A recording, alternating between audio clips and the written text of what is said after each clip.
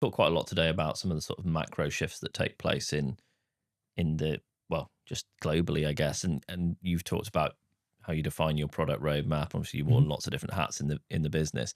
How much do those macro shifts that we see shape your product roadmap in Volt?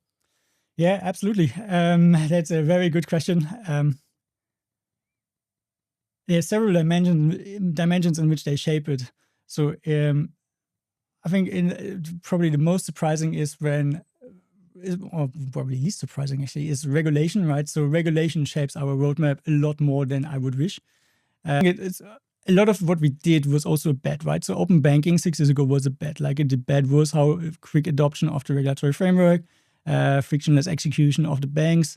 Um, and that has also drove us to look beyond Europe, right? So what else is out there in the big world? Which are the markets that are exciting and which are the markets in which we can succeed? And it also leads to the question, what are we good at, right? So what are we good at? What is defendable and what do merchants actually want? So, and there's then also a conscious choice to this, right? So do you want to become a payments orchestrator that just plugs in real-time networks around the world but doesn't really have an own identity? Or do you want to shape your own identity and go into markets where you can productize, where you can innovate, where you can really make a dent and beat local competitors? I'm usually very competitive and I always like to have a clear competitor I perceive as North Star and that I would like to exceed, which is also how we landed in Australia because it ticked all the boxes, like a beautiful infrastructure that you can productize in. It's like very complementary to our offering in Europe. And North Star there for us is also feature parity. What I always look when we choose markets is like, can we reach feature parity with cards?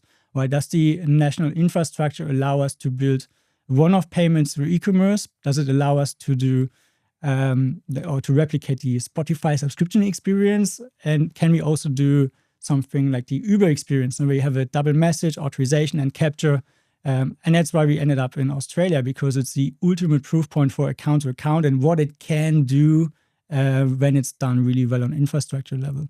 There are also some thoughts, of course, to take this all towards point of sale, right? It's a beautiful opportunity to execute point of sale, something many merchants in the UK ask us to do for VRP sweeping, and we didn't do it because we don't think the regulatory framework and the technology and banks are ready. But we're building all of this in Australia, and it's going to be the first full feature parity with cards market.